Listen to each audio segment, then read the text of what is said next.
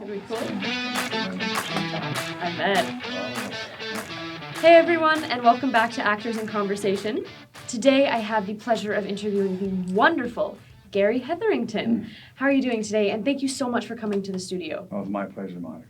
So, I have so many things I want to ask you because you've had such a long career. But let's start with where you first started. Well, I was born in Westminster at a time when there was Vancouver, very little in the way of extracurricular acting or performing. Okay. And I did some things at elementary school, and then later on we had a little group in our area that we did Shakespeare. Nice. And Classics. we'd rent the costumes, and what I recall most about that was some of the costumes had holes in the tights. And so you would take makeup and you would fill them in. Just fill them in so no one would... Yeah, but who knew? And no one. Later, in secondary school, I did some musicals. What was it? Wizard of Oz, I believe it was. Okay. And I'm reminded every time I think of that, the importance of the performing arts in the schools. I have some of my students from 30, 40 years ago that could tell me exactly what they did in the plays that we did. But even looking back at my own, I was the Cowardly Lion. And, oh, really? That's when I got my real, in a big theater in New Westminster, Massey Theater. Oh, wow. And life is sad. Life is sad, believe me, missy, when you're born to be a sissy without the vim and verve. But I could show my prowess, be a lion, not a cowardice, if I only had the nerve. Oh, I am so glad to have you today. That's half a century. Yeah. And I have, as I say, it was important. It's an important part of a curriculum to have that these stuck with you for a really long time. Oh yeah, for sure. And then in high school, very little in New Westminster at the time, very little in Vancouver at the time. Certainly no film going on. I was a quartet and did a lot of singing and so on. You moved around a lot. Yeah, you mean in terms of residences? Yes. Yes. I grew as a 2 or 3 year old in Sapperton, and we lived in New Westminster in various parts. And we went up to Prince Rupert for 1 year when my father was in the army, and so that was good. But as far as the acting was concerned, it was really through school, through Shakespeare, and the holy tights. Those tights. Kind of religious tights, I guess they were in that sense. And of course, the musicals in secondary school. And then not much out there, no film at all. As I was mentioning earlier, CBC was the only thing that was in town. And I'm very grateful, as many actors are, to the CBC for giving you opportunities and giving you training. Did they have your first professional gig with them? Yes. I had, there was a series called The Manipulators that started way back when. And I had been doing musical theater in Vancouver, Fantastics and half a dozen other shows. Oh, that's awesome. And I saw an advertisement in the paper for people that might want to get involved in film. Okay. I said, I can do that. So I contacted the guy, and I got a call. And I guess because I was 6 feet tall and still am, I was brought on to do a part in The Manipulators, first time. That's amazing. Now, I had one line. And I worked that line harder than a farmer works his field to get it, the various nuances of it. Because I had not done film before. I'd done a lot of stage. So this was a big deal for that one line. So from that I learned one important thing that I kept all the way along. Never tell people what you're in until you've seen it. So what happened? I recall sitting around in the living room with my family and a few friends. Gary's on television. He's got a part on television. So let's watch it. Let's go. We're going to watch it. Now, this is before there's taping, too. You couldn't watch the... No, there's no replay. So they all sat down, and I waited. And this is my big moment. And, of course, to them, being on television was being... superstar. An A-lister. Yeah. And so my one line involved the hero Okay. He was a social worker coming into a prison looking for a particular inmate, and I was a guard. And so I met him and I walked him down towards the cells. Okay. And he asked me, "Where is Charlie?" And I said, "He's up in the penthouse." That was my line. Okay. Well, the penthouse was solitary confinement. Okay. So up in the penthouse. How many ways can you say that? Now, I Thousands. tried every possible way. When I got there, I just blurted it out, of course. Everybody watched, and they were excited, and they waited, and they continued to be excited. And then the excitement waned, and somebody got up enough nerve to say, "When do you come back?" That's it? I said, "I don't." Just that. Oh, that was very good. Like, congratulations. So I got a pat on the head. But I vowed at that point that, and since we are now able to tape everything, and we have things on demand and so on, That we watch it back. I will not tell anybody until I've seen it. Oh. Because I've had occasions where I was in a film once, and the premiere was in LA, and we got invitations to go down, and I couldn't go because I was teaching. One of my students happened to be in that. It was with Virginia Madsen. It's called Fire with Fire or something. Mm-hmm. And he came back after, and I said, how was it, Kenny? He said, "It was good." And so I said, "Well, no." How was it? That was my part. I was playing the father of the lead, Virginia Madsen, and Had quite a bit of screen time. they cut the parents right out, you see. No. So I said, I'm a clever lad, because I learned when I was 15 or Not so. to do that. I was trying not to do that. So that was early on. That's wild. With some stage and CBC, thank heavens. Yeah. And you did just mention that you teach. Yes. Do you teach high school or privately? I taught in public school. I actually started teaching when I was about 20 years old. Oh. At a time they were desperate. They were like, "We need teachers. Teach anything." Yeah. And I taught elementary school. Oh, okay. For 6 years. Mm-hmm. And then I went off with my first wife to England and did exchange teaching. Where the British government is your host, and they bring you in and they bring you down to meet the Queen Mother and this sort of thing. It was a very fine thing. But That's what really cool. I rediscovered, this was now 10 years after I had done any stage work, because I've been teaching school. I go to London every weekend. Okay. Go to the theater. See the and shows. See Judi Dench in Cabaret. Oh my! I must have the seen original. that 600 times, and I thought, I'm missing something. That's a treat. I'm missing something. I've got to get back involved. Mm-hmm. So when I came back, I went back into doing some musical theater, and some comedy. I did a dinner theater thing down at the Georgia Hotel. Those are fun. Which was good. So you sing and you dance. I used to tell my producers in my musicals, I say, when you put the poster up, put a parental warning. Parental warning, simulated dancing. And that's what we were doing. So if there's a triple threat, I was called it maybe a double threat. Got it. Okay. I'll work with that. So when you came back to Vancouver, and remind me if this was in Vancouver, you worked on the original 21 Jump Street and the original XFiles. Oh, I did, yeah. I did. I remember the XFiles. I was on that a couple times. You were? Again, FBI. Mm-hmm. And I think it was the second season. I can't remember which episode. You also did the original MacGyver. I also did MacGyver, yes. Security management at the university. Are you getting a trend here? I am getting a trend here. You worked on all these originals. Yeah. And all of these have been remade. Yes. So 2 questions. What was it like to work on those originals? What was it like to be on those sets? But also, what is it like seeing the remakes? Well, I, of course, enjoyed being on the set because, once more, there wasn't a lot going. It was Camel, I think, at that time, that was a production company. And I got to meet David. In fact, I sat in the back of cruiser at one point he was driving. I'm not sure if I was the first to use the word, but I got to call him Spooky. And it was, You're the first person that got to say Spooky. I don't know if it was the first. I like to think it is.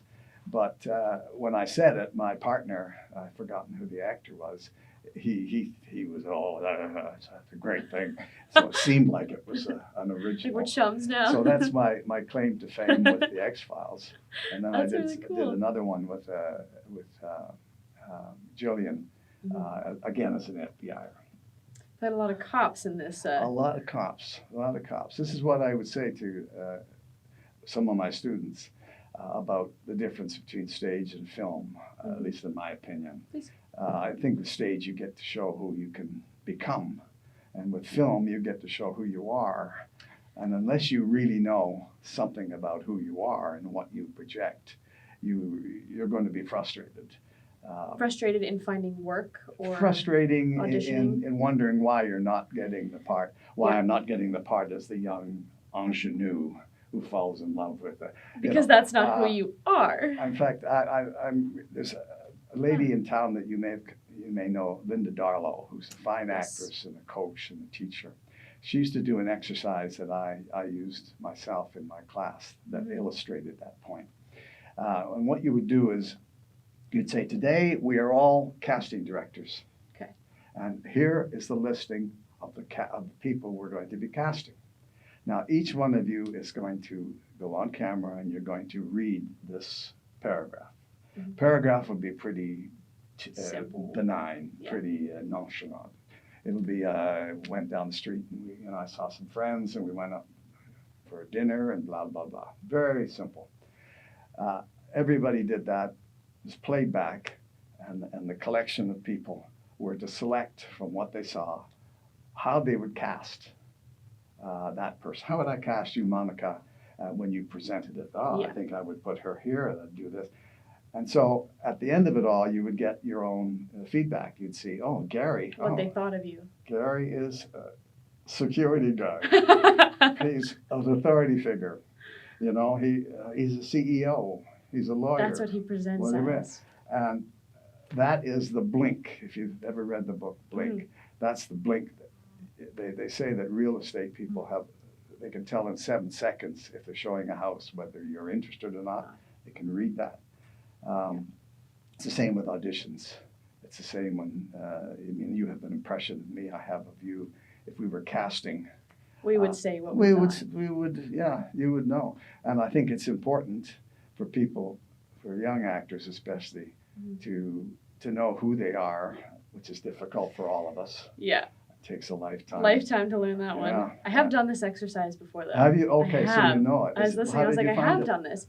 It's eye-opening to hear what people think of you, but also eye-opening to hear what other people think of people you know. That's right. That I thought was the most interesting. I have my opinion of you, but somebody else has a very different or even similar opinion of you. And hearing that was really interesting. And so that becomes a faceted personality rather than the security guard. Yeah. Because some people can see, as a good casting director could see, they can see the facets. I think, you've come in at this, but I think that would be. Yeah.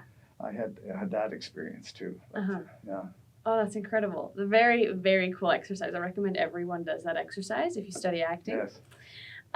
So you have worked on The Magical World of Disney, which was hosted by Walt Disney himself. Oh. The original show. But when you were working on it, were you doing voice work? Which I don't know to what you're referring, actually. The Magical World of Disney was a cartoon show hosted on the Disney Channel. Some of it was filmed here, and you do have a credit on the show. Oh, well, I don't know why I have a credit on the show. But thank you very much, Walt. You did such a good job on that show. I'm sure the rave reviews are in on that. But. I bet. So we're going to move on from that question then. Yeah, so you can see I'm very interested in nurturing and encouraging young people, which is what I've done for Which is what comes into your teaching. Most of my life, yeah.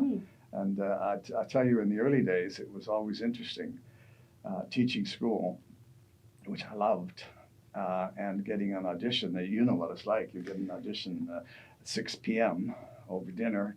10 o'clock tomorrow. You're like, I'll be ready. I'll be there. And I'm thinking, no, 10 o'clock tomorrow. I've got 25 grade 11 keen students coming in for their, How did that affect? what am I going to do? Yeah. Well, you can imagine driving, trying to organize in the evening somebody that would be kind enough to come Take in your and class look a little in. early. But I must say my school board was very good in that regard. When I got parts and I was teaching, they saw it as professional growth because I was doing what I was saying I can do, which was a bonus there. On the topic of teaching, you've had such a long career, and is there anything, any acting rituals that you have that have served you in your career? Personally? Yes.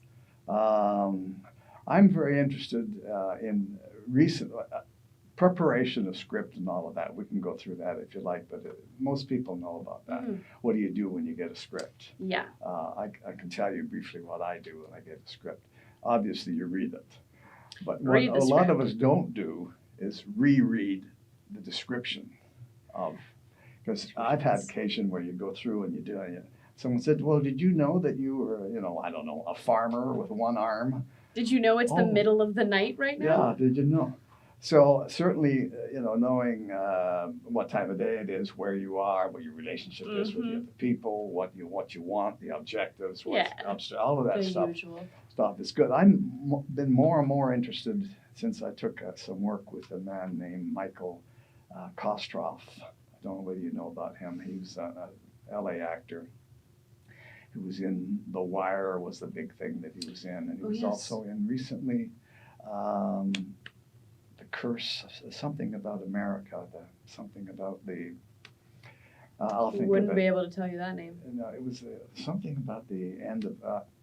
I'll think of it in 2 hours. And then you can let me know. I'll email you. Email me that. I'm of that generation where still email. Like text, no, email. None of that other stuff I don't even understand. Sounds but good. I'm very interested in auditioning. He does a thing that I would recommend to anybody.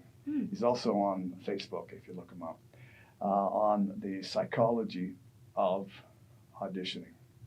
And that's the one thing that, as you might agree with, is a difficult part of this situation. I think the psychology of auditioning will hinder you first before anything else.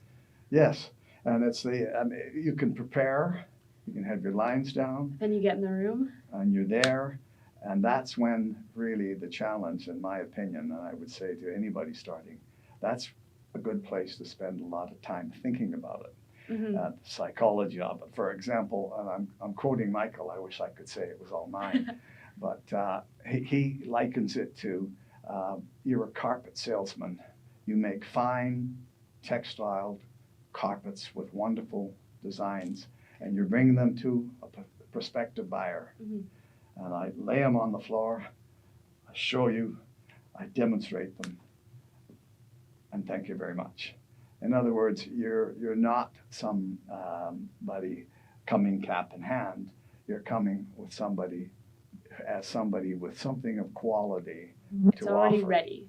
It's ready to go. Here exactly. And how many actors come in there more with sort of deferential, In fact, I stereotypically think of Canadians doing that. We are too polite. I've had some Americans that I know that I've watched audition because I've also done some stage work as a director. And I hate to be stereotypical, but please do. Let's hear it. American actor seems to come in and say, hey, I'm Gary, I'm ready, I can do this, let's get it going. Yeah. Canadian actors, and I've done this myself at some point, comes in more like, excuse, I hope I'm not interrupting. Yeah. But can I do the part for you now? And that sort of thing. And, so that would be another thing to think about. And I think it comes out of that idea that you have something of quality, and you have dignity, and you present it. You can't apologize for your work. Never apologize. So I've been really interested in the audition part of it, and the whole idea of rejection, which I mean, it's a crazy business. Who would go into this business? The statistics of getting rejected are so much higher than anything you will ever book. Exactly.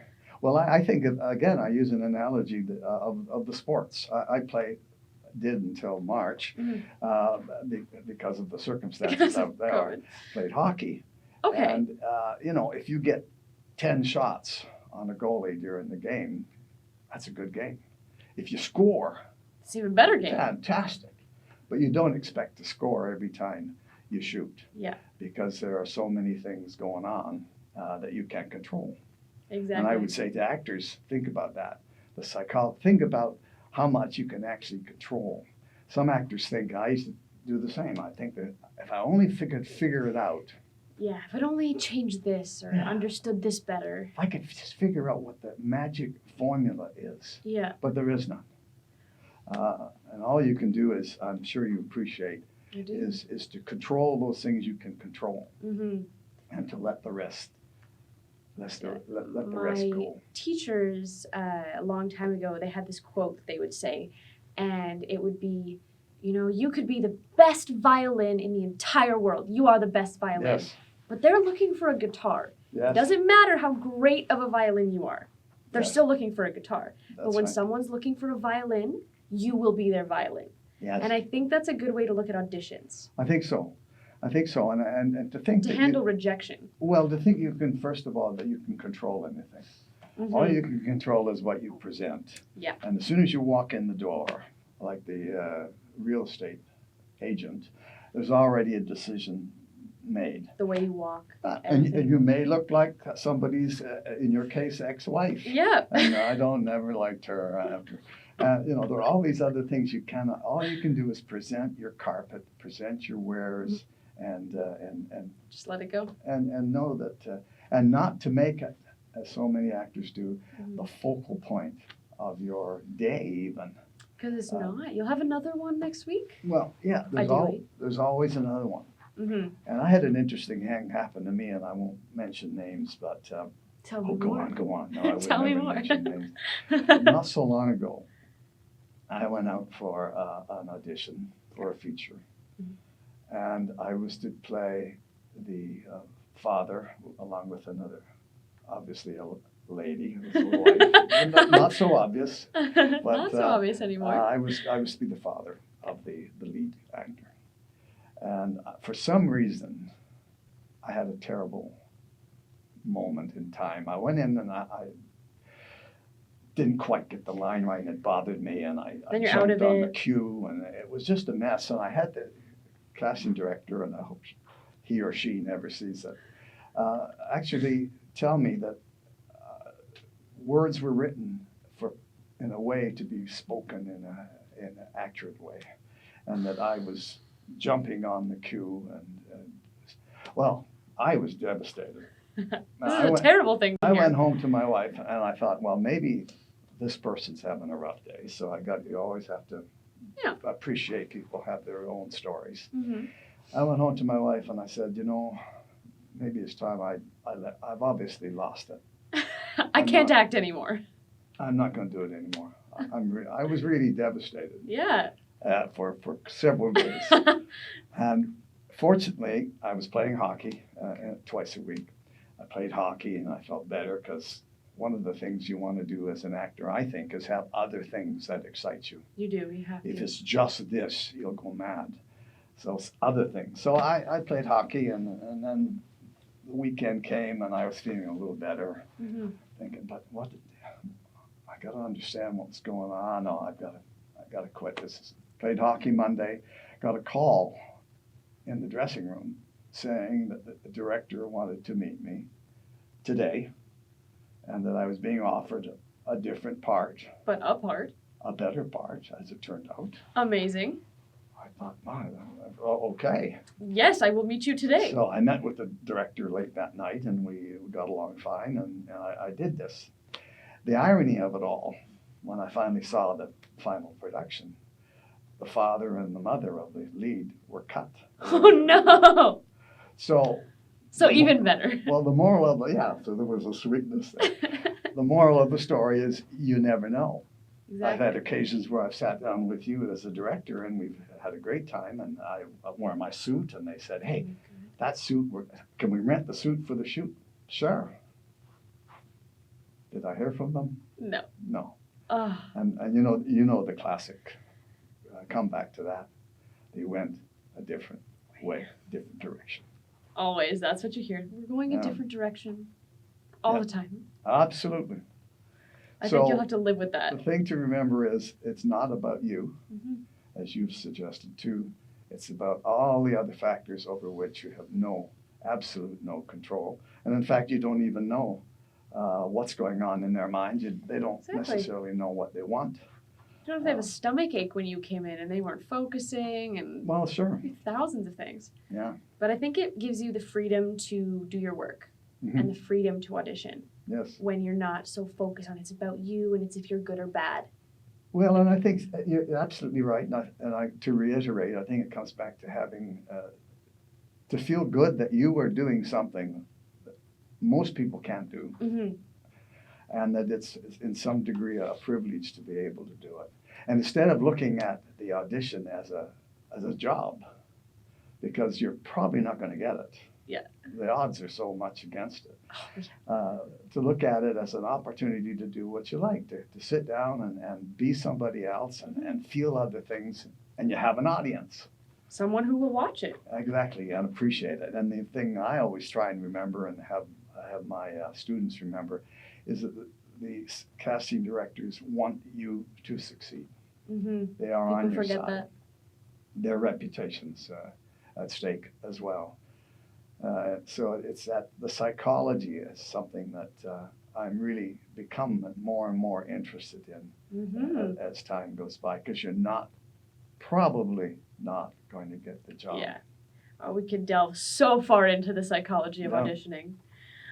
So, on Snowpiercer, yes, you have a role, Walter Fleming, yes, the papermaker.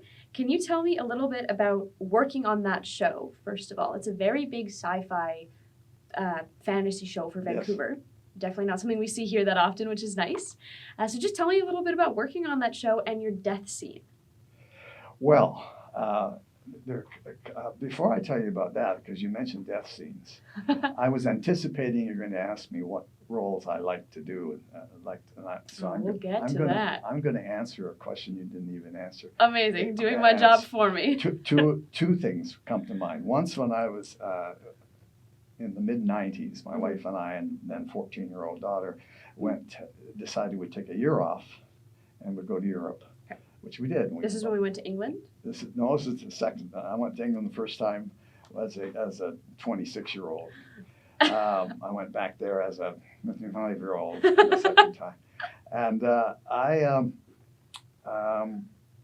we rented a small village, a cottage in a small village south of France. Okay. And our daughter went to French school, local school. And we had a great time, obviously. Yeah, and living in the south of France, yeah. You know? And in the middle of that fall, I got a call from my agent and said, Highlander, maybe remember the series Highlander, was a French-Canadian, I should say, production. And would I like to do a role in it? I said, yes. Please.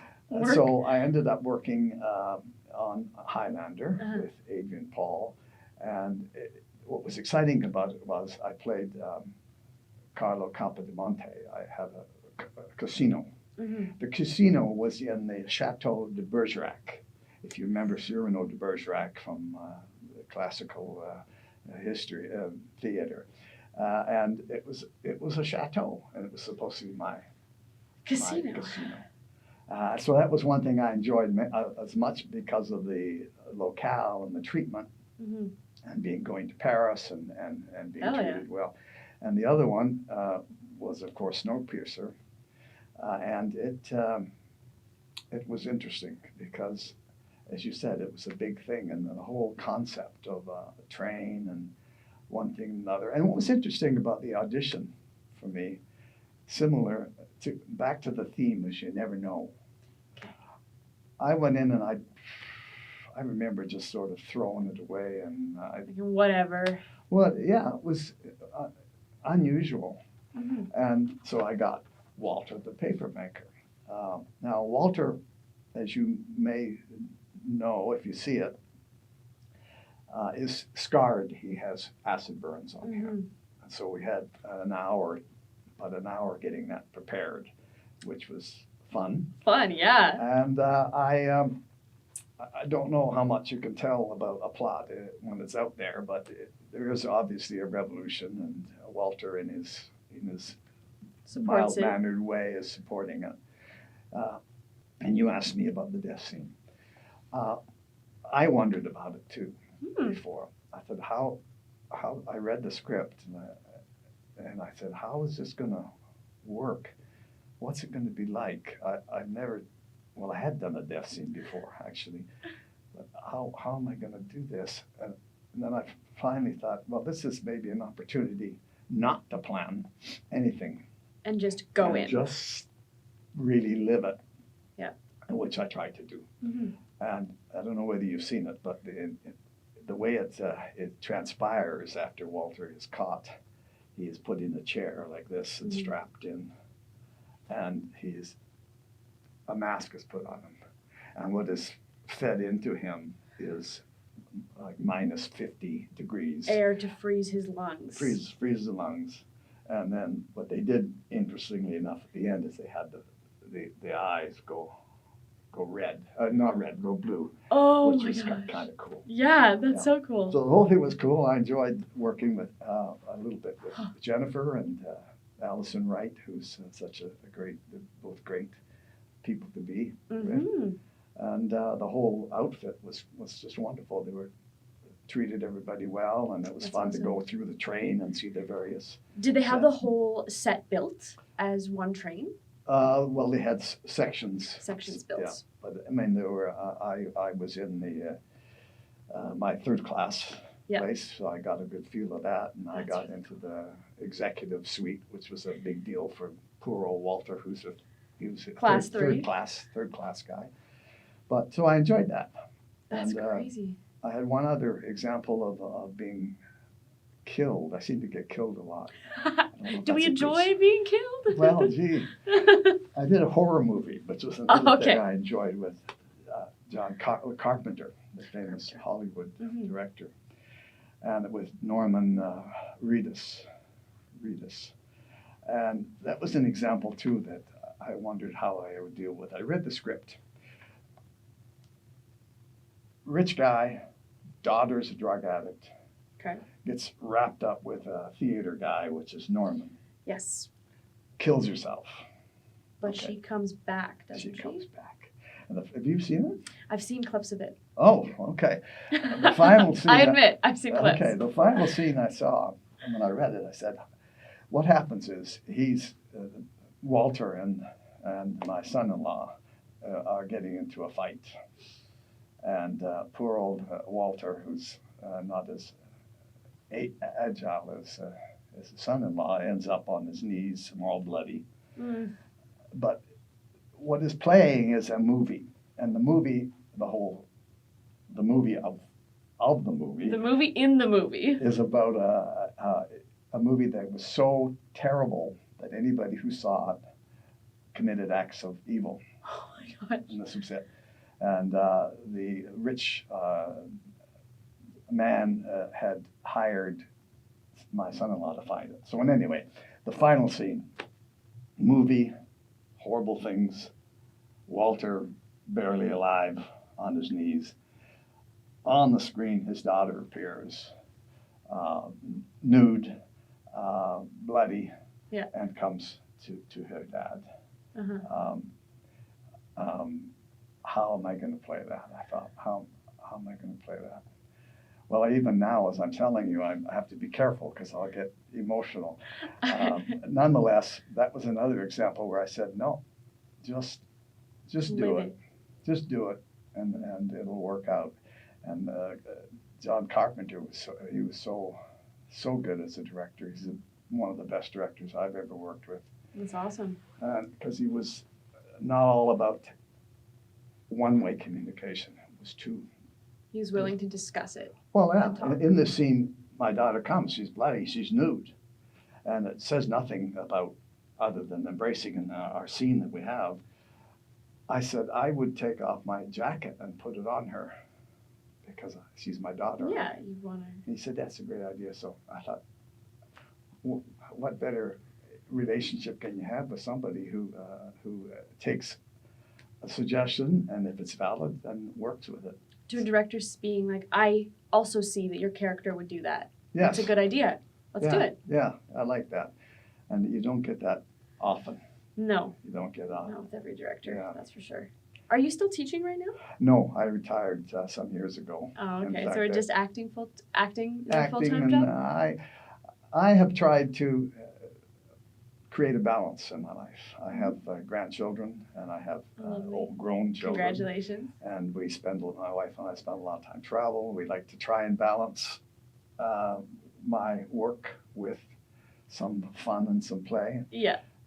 which you awesome. can't do now And under hockey. the circumstances. Hockey, of course, is another thing that I do enjoy and will do as long as I can do it. That's amazing. Yeah, so that's, as I say, I've tried to, I've had a good time because it hasn't all been one thing. And I've enjoyed working with young people all those years. Is there something you specifically enjoy about working with young people? I like the change. I like young people to have that moment where they find something and wow.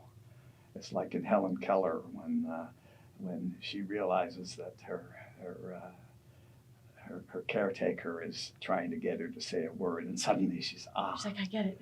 And I have always with my kids, I always they'll tell you if you come across some of the 60-year-olds that were my students.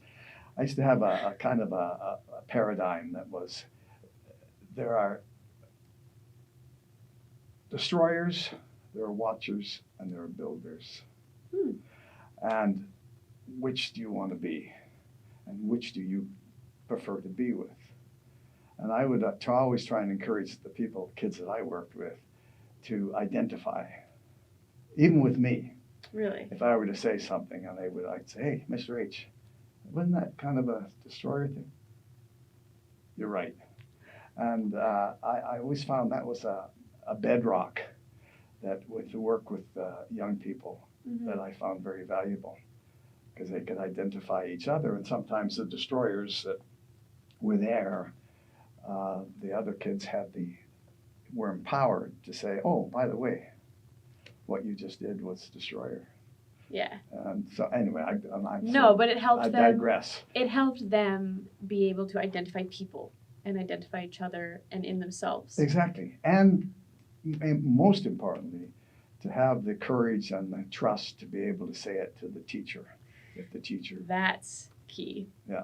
I think it's like walking into an audition room and saying something to the casting director or to the director. You need to be able to feel empowered enough to say it and confident enough.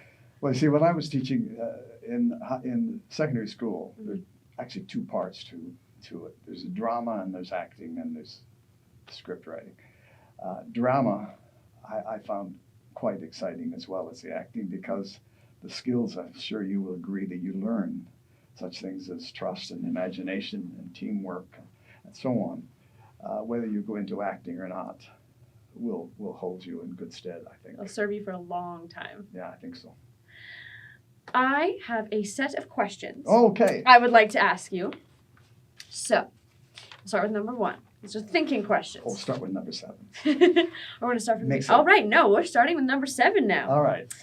What did you think was cool when you were young, but isn't cool now? Cool? Something cool. What did you think was cool or Smoking. I had this answer earlier, smoking. Yeah, smoking was cool. Smoking was cool, and wearing the black loafers with white socks. Cool. That is definitely not cool now. And People jeans. are like, no. People are like, don't wear that. Don't wear that, please. Please don't t-shirts, wear that. T-shirts that you could roll up the sleeves. Yes, the ones. Oh Yes. my God, no, everything's like cut here, but there used to be t-shirts. Oh yeah, You could roll. shades of grease. Musical. Pony boy, stay gold.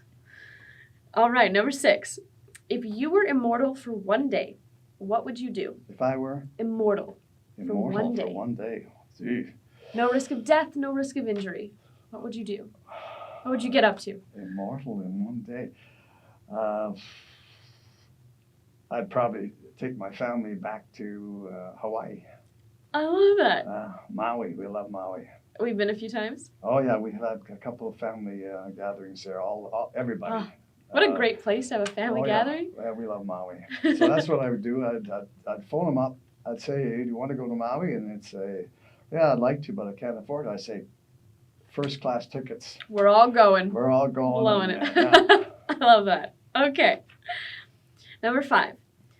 What fact amazes you every time you think of it? What fact amazes me? I think of it. Fact. Things I think of. Oh my gosh! I would have had to think. I would have had to think about. Think that. about this one. What thought amazes me every time I think of it? Regeneration of life. The power in a seed. Mm-hmm. Very, very cool. I love it. Number 4. What's the weirdest thing you did as a child? Oh, gee. Like I have a list. Almost burned the house down once. My brother and I. Side note, how? Not intentionally. My brother and I were smokers. Okay. We were like 14 or something, Mm-hmm.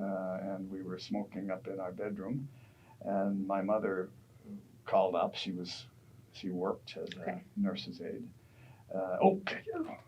Threw it out the window. Next thing we knew, the fire department was out front. The roof was on fire. So I think that qualifies. Did your mother ever find out? Well, yeah. She found out a lot of things. Everything? You're like, we couldn't keep a secret. It's fine. She's a good prairie girl, so Yeah. she knew what was what. Oh man, I would definitely not have wanted to be there when she found out. That's for sure. Number 3. What is one thing people do that pisses you off more than anything? They don't say what they mean and mean what they say. Ooh. Yeah. Say what you mean what you say. Okay, really? You find that with a lot of people? People that are really insecure about who they are Mm-hmm. and what they're about will sometimes cloud their statements with things that are ambiguous. Mm-hmm. No, I find that I haven't found it in my personal life too much, but I have come across People like that. do that, and I think as an actor too, you get into that sort of thing. You have lines you're going to say, but we have the luxury sometimes, or most times, Mm-hmm. of not necessarily meaning What we say. And Yep. the subtext takes you a different way. This is what I mean, but I'm not going to Yeah. say it. Number 2. If you could know the absolute truth to one question, what question would you ask? Oh boy. You may take a second to think about this one. Yeah. One question. You could know the absolute truth. Yes. Well, I guess the universal one. What's next? What's next? Oh, I guess that would be it. What's next? Not in our life, but after our life. but after death, that would be a cool thing to know the answer to. Yes. Oh, how I'm thinking about that. I wonder whether they'll ever know the answer. I have a brother that just passed away, and I wonder My if he knows. condolences. If he knows something, I don't know. He must. I hope he does. He does. Number 1. Ooh, number 1. Number 1. We're number 1. We're number 1. What's the biggest lie you ever told? Oh. What is this? A kind of an encounter group? Biggest lie. If it's going to get you in trouble, don't say it. Oh, gee. I mean, if I told that, then it wouldn't be. You can still Biggest tell. lie. As long as you don't get thrown in What's jail. the biggest lie you ever told? No. I'm the one asking the questions. I see. Biggest lie. Biggest lie I ever told. Gee, can't think of too many lies that spring to mind. Other people have answered this. Other people have answered I'm this going to one. watch this and see what they You're like, have what to is say. everyone else lying about? Yeah, what are they lying about these days? The biggest lie I ever told was that I never lie. You know what? I'll take that. That's a fair answer. Then that is all I have for you today. Oh, that's Thank great. you so much for coming. It's been my pleasure. It is very inspiring to hear you talk. Well, it's nothing better than to get an opportunity to talk about your favorite subject, which is ourselves. That's true.